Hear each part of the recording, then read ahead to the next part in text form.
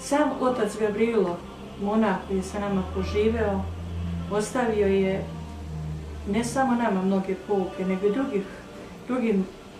vernicima i stradalnicima koji će doći poslije njegove smrti, i te pouke i njegova proročanstva, neke predskazanja mi je zaveštao da i poslije njegove smrti napišem, da bi tako i oni vernici koji ga nisu za života čuli i upoznali, imali prilike da se s njim srete, jer on nije iz manastira odlazio, mnoga šira javnost nije za njega čula i znala. Gavrilo, kako je njegovom dedi i predskazao anđeo da će mu se roditi u čudesnom viđenju, da će mu se roditi unuk koji će mnogo u životu postradati, da će duboku starost dočekati, da će dočekati raspad Jugoslavije, pad komunista. Svo to proročanstvo, sagledavši čitav život očev koji nam je proričao on i drugi pripovedali, se obistinilo na njemu i do kraja se moglo vidjeti da što je anđeo predskazao, ono se na delu obistinilo i pokazalo, i ova knjiga upravo tome svjedoči. Knjiga svjedoči o njegovom djetinjstvu, čudesnom rođenju, vaspitanjem u veri porodičnoj, stradanju od komunista, progonstvu, zatvori, kao i mnoga kasnija viđenja jer je bio Bogom darovan, rođen je na čuvenog proroka Jezekilju, i tako da je od djetinjstva prosto bio obdaren nekom prozorljivošću. Kroz svoj život molitvom, trudeći se u Bogu i stradanjem, Gospod ga je udostojio da ima nečudesno viđenje raja i pakla.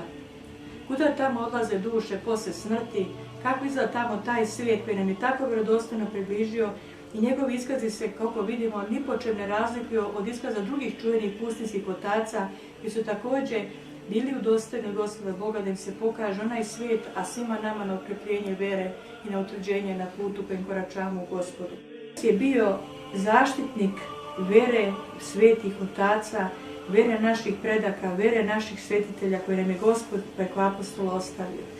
Tu veru je revnosno do svoje smrti ispovedao i ostavio je da ostane kao pouka i budućim pokolenjima i budućim naraštajima. Starac je ostavio i divna predskazanja, prosto proročka, o stanju Srbije koje će se desiti u bliskoj budućnosti i u skorašnjoj, koja su neminovne, koja moraju doći.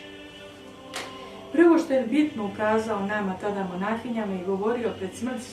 da će doći strašne pometnje u samom pravoslavnom krugu pobožnih učitelja takozvanih crkve, da će doći do ostupništva, do otpadništva, da će doći do podele, do podeljenosti mišljenja, primjene znanja, da će se mnogi odreći učenja svetih otaca, da će se prikloniti novotarijama rimokatolika, papista i sličnih. Čude slučaj uspenja majke Presvete Bogorodice, otac jednostavno posle molitve izaoši svoje ćeri i kazao: "Ćeri, ovo ne znate koji je sutra dan, tako veliki dan, tako je bitan za budućnost Srbije.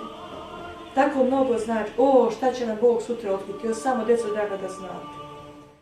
Čak i starac predskazao da će se, nažalost, tada i Svetog Sinoda izdvojiti 5 vladika, koji će osnovati nov eparhijski dvor Patrijaršijskog Kruševcu, i da će to biti priprema za osnivanje i kao temelj za dolazak i pripremu dvora krunisanja cara u Kruševcu. Naglasili su sve troje duhovnika, zajednički njihov proročki ukaz za budućnost Srbije, imati Gavrile iz Dravanice i oca Gavrila Roletinačog i Gavrila našeg iz Bošnjana, Svetog Luke, manastira Starca, koji nose sve troje ime Gavrilo, blagovesnik Hristov. Gospod preko to troje slugu Božih staraca je ukazao da će taj manastir imati bitno za ukrunisanje cara za budućnost Srbije, da će se otkopaju knjige, tajna će se otkriti, da će tu biti krunisan potomak Nemanjića po ženskoj liniji. Znači, od carice Milice, od njenih 4 ćerke, neko od potomaka znamo da se na Urošu nejakom gasi po muškoj liniji loza, da se njihovi potomci žive, i kako je starac nama predskazao da će potomka njihovog ruski podvižnik, Bog preko njega će ga obelodaniti kad dođe vreme, ukazati ko je on živi tamo, raste i pokaže pod budnim okom Božjim čuvan, on ne zna da je potomak Nemanjića, a će mu Gospod to ukazati i projaviti. Pokušat će, rekli su, da druga projave, da je on taj Nemanjić ili šta znam da ga prikažu, ali otac kaže da će biti razotkriven, da će ga medicina čak razobličiti da nije on taj, i rekao je da će potomak doći u Srbiju i da će biti krunisan u Kruševcu, da će pre toga samo doći otpadnici, da će Gospod njih razotkriti, razobličiti, da će pre toga Srbiju rasparčati, kako otac rekao, cepit će i Sandžak i Kosovo, Vojvodinu, sve. Da će tada u to vrijeme, ako Bog da, Rusija postati konačno carevina i da će kada ruski car bude zakoračio na tlo Srbije da kruniše potomka Nemanjića u Kruševcu,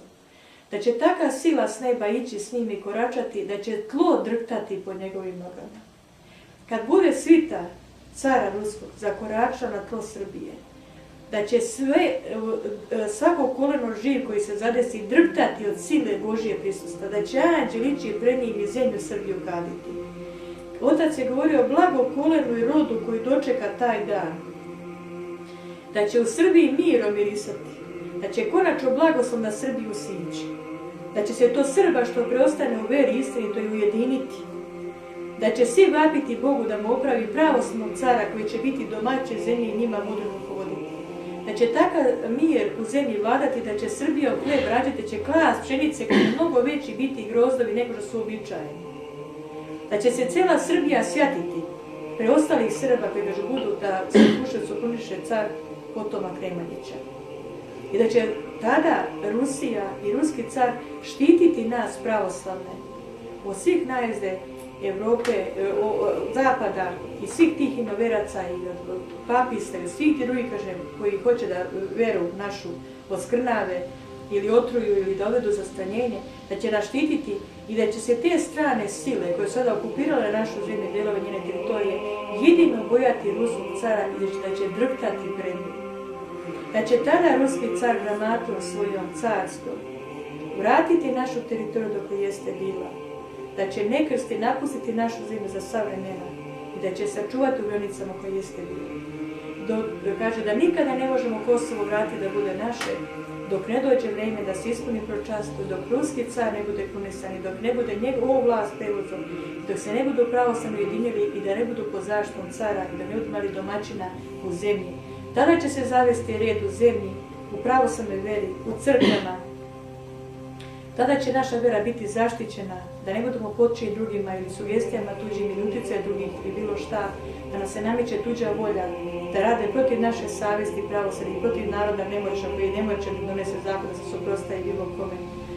da će tek tada Srbinu slaviti. To proročanstvo koje nam je otac ostavio kao i proročanstvo također da zna kod predanja njegovog dede, gdje je kruna zakopana u Pećini Županjevcu,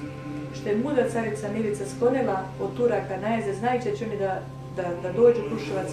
Sve sa dvora je sklonila i zakopala, da nikad u istoriji niko ne zna gdje je ona sklonila carske odeći, sve sa dvora, počev od namještaja do ukrasa, do knjiga, do svega. Otac otkriva tajnu, jer je njemu deda poverio, u Pećine Županjevcu, što knjiga svjedoči, jedna čitava priča o tome kako je njegov deda čuvao stado sa svojim plugom nejakim i on je anđel me pokazao tu krunu i sve i rekao da će doći dan kad će dete izneti i da će je izneti pred cara i njoj će biti krunisan car. Tako da mnogi, bilo i arheolozi, bilo drugi stvari koji se bavi istorije, koji su pokušavali čak tamo da dođu preko noći, da to mjesto obilaze, da istražuju, to baš misleći da će nekim aparatima otkriti mjesto gdje je pećina kruna ili bilo šta, otac je samo rekao. Anđeo je zapečatio stenu, stene su se primakli i da druge približili. Tamo gdje je pećina bila, sada su samo stene sastrene. Nikad i niko tamo zakoračiti ne može ući, anđeo stoji stražan do dana, do časa, od Boga postavljen. Kaže, čak i govor voda tu ima koje se po predanju i zove govor voda, jer su dano neki pokušali ući po priči, kaže, ali iz vode nešto govori, ne ulazi, poginućeš.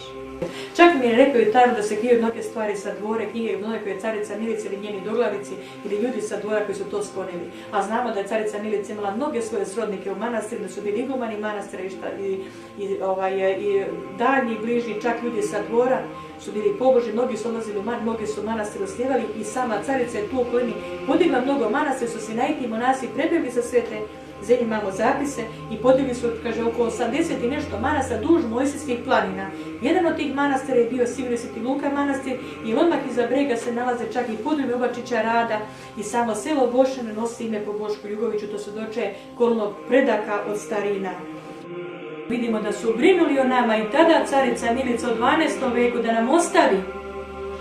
svu tajnu povernu i zakon, da nas Gospod nije ostavio sirotne, kao što je uvek slao anđela, da proročki preskaže jednom narodu kako će biti i da ga poduči u budućnosti, koji je putokaz, tako nam je sada Gospod dao poduku preko oca Gavrila, Izraelitinca, našeg iz Bošana i mati Gavrile, putokaz kojim treba pravcu Srbija da ide i u kom pravcu da traži svoj pravi put istiniti, kojim samo putu može da uspije.